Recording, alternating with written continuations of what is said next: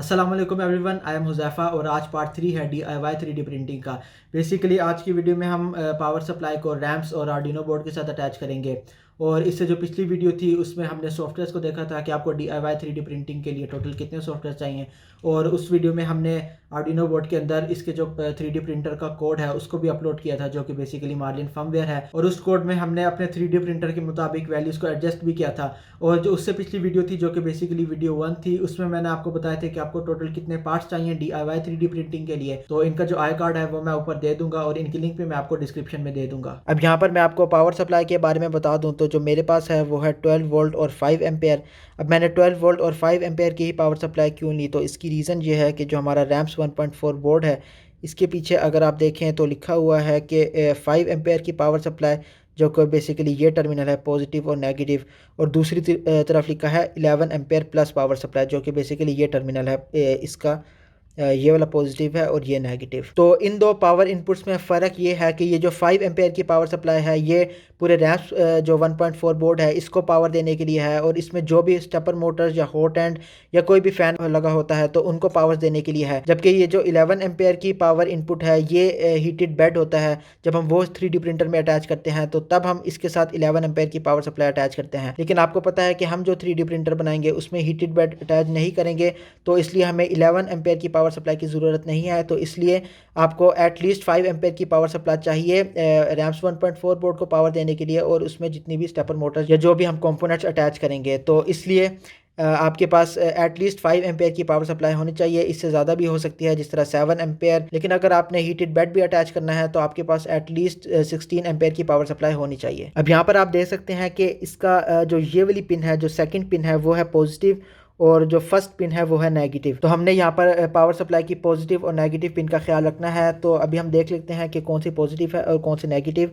अगर आप इसके ऊपर देखें तो जो इसकी आउटर बाउंड्री है उसके ऊपर लिखा हुआ है नेगेटिव पिन, तो इसका मतलब है कि ये जो इसकी आउटर सरफेस है ये नेगेटिव है, और जो इनर पिन है वो है पॉजिटिव। तो इसका मतलब है जो इसकी इनर सरफेस है वो पॉजिटिव है। तो जो पॉजिटिव है वो रैम्स 1.4 के पॉजिटिव के साथ अटैच होगी और नेगेटिव नेगेटिव के साथ। यहाँ पर मैंने 12 वोल्ट फीमेल पिन ली है जिसको हम इसके साथ अटैच करेंगे ताकि ये इजीली रिमूवेबल हो, और इसकी पिन्स को हम रैम्स बोर्ड के साथ अटैच कर लेंगे। तो सबसे पहले तो हमें ये पता लगाना है कि ये जो पॉजिटिव है इनर पिन है जो आप मिडल में देख रहे हैं वो किसके साथ अटैच है, और जो इसकी सरफेस के साथ जो पिन है जो कि आपको शायद रिफ्लेक्शन में नज़र आ रही हो वो नेगेटिव है। तो अब हमने वो पता लगाना है। तो यहाँ पर आपके पास दो तरीके हैं। एक तो आपके पास अगर DMM है तो भी ठीक है, लेकिन अगर आपके पास DMM नहीं है तो आपके पास एक मोटर और बैटरी का सर्किट होना चाहिए। तो हम पहले मोटर और बैटरी से कर लेते हैं। मैं इसका सर्किट कंप्लीट कर देता हूँ। तो सर्किट कंप्लीट करने से मोटर ऑन हो जाती है। अब हम देखेंगे कि कौन सी पिन सर्किट कंप्लीट कर रही है। तो सबसे पहले मैं मिडिल वाली पिन के साथ अटैच कर देता हूँ ये वायर। तो आप देख रहे हैं कि ये वाली जो पिन है वो मिडल पिन के साथ अटैच है, यानी ये पिन जो है वो पॉजिटिव पिन है, वो रैम्स के पॉजिटिव टर्मिनल के साथ अटैच होगी। अब जो इसकी सरफेस पे पिन है मैं उसके साथ इस वायर को अटैच कर दूंगा, और देखते हैं कि अब इसमें से कौन सी पिन है जो कि सर्किट कंप्लीट कर रही है। तो आप देख रहे हैं कि जब मैं मिडिल पिन के साथ अटैच करता हूं तो मोटर नहीं ऑन होती। तो अब मैं इसके साथ जब अटैच करूँगा तो मोटर ऑन हो जाएगी। तो इसका मतलब है कि जो उसके सरफेस में जो पिन है वो इन दो पिन्स के साथ अटैच है, जबकि जो मिडल वाली पिन है वो इस वाली पिन के साथ अटैच है। अब हम सेकंड मेथड भी देख लेते हैं जिसमें हम DMM को यूज़ करेंगे। तो आपको सबसे पहले इसको इस कंटिन्यूटी के मोड में ले आना है। अब आप देखेंगे कि जैसे ही मैं इसकी प्रोब्स को कनेक्ट करूंगा तो ये बीप साउंड देगा। तो हम देख लेते हैं कि इसकी कौन सी पिन सर्किट कंप्लीट कर रही है। तो सबसे पहले मैं जो इसकी मिडल पिन है उसके साथ एक प्रोब को अटैच करता हूँ। जब मैं इन पिन के साथ अटैच कर रहा हूँ तो हमें बीप साउंड सुनाई नहीं दे रही। जब मैं इस पिन के साथ अटैच करता हूँ तो बीप साउंड सुनाई देती है।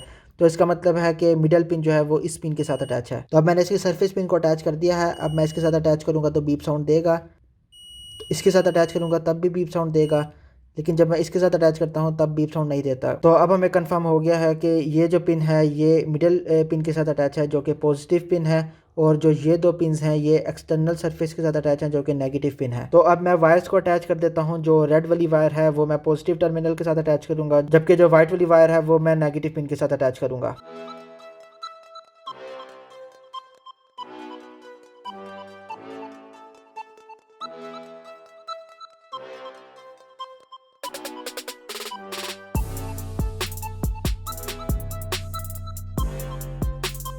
तो ये सोल्डर हो चुका है। अब हम इसे रैम्स बोर्ड के साथ भी अटैच कर लेते हैं।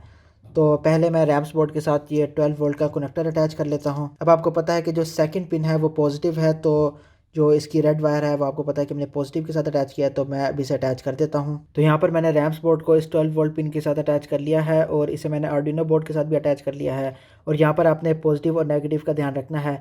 तो अब हम इसे पावर सप्लाई के साथ अटैच कर देते हैं। तो आप देखेंगे कि जैसे ही मैं पावर सप्लाई अटैच करूँगा तो इसके अंदर रेड कलर की लाइट ऑन हो जाएगी। और यहाँ पर टेस्ट करने के लिए कि क्या इसमें पावर आ रही है, तो आप मोटर को इन 2 पिन्स के साथ जब अटैच करेंगे, यहाँ पर आपको ये 2 पिन्स नज़र आ रही होंगी, तो अगर मोटर चलेगी तो पावर सप्लाई, इसका मतलब है इस रैम्स बोर्ड को मिल रही है। तो अब हम टेस्ट करके देख लेते हैं कि क्या इस रैम्स बोर्ड को पावर सप्लाई मिल रही है। तो आप देख रहे हैं कि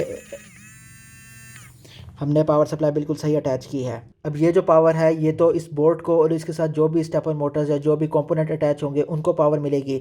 लेकिन अब हमने कम्युनिकेशन करवानी है इस आर्डिनो बोर्ड के दरमियान और लैपटॉप के दरमियान। तो मैं इसे इस रैम्स बोर्ड को, बल्कि इस आर्डिनो बोर्ड को लैपटॉप के साथ भी अटैच कर देता हूं। तो आपको ये USB type A to USB type B की एक केबल चाहिए और हम इस केबल को अटैच कर देंगे लैपटॉप के साथ और फिर हम इसे इस रैम्स बोर्ड के साथ भी अटैच कर देंगे। तो अब आप देख सकते हैं कि इसके अंदर जो लाइट डिम थी पहले, अब वो डार्क हो गई है। मैं आपको दिखा भी देता हूँ कि वो लाइट जब इस पावर सप्लाई से रन करती है तो डिम होती है, जब मैं इसमें USB केबल अटैच करता हूँ तो वो लाइट ब्राइट हो जाती है। तो ये हमने कनेक्ट कर लिया रैम्स और आर्डिनो बोर्ड के पावर सप्लाई के साथ और लैपटॉप के साथ भी अटैच कर लिया, जो कि बेसिकली कम्युनिकेशन के लिए होगा। हम लैपटॉप से कमांड देंगे स्टेपर मोटर्स को मूव करवाने के लिए, जिनको हम अगली वीडियोस में देखेंगे। तो नेक्स्ट वीडियो में मैं स्टेपर मोटर अटैच करूँगा। तो यही थी आज की वीडियो। उम्मीद है आपको वीडियो पसंद आई होगी। वीडियो को लाइक करें, चैनल को सब्सक्राइब करें। अगली वीडियो में मिलते हैं। अल्लाह हाफिज़।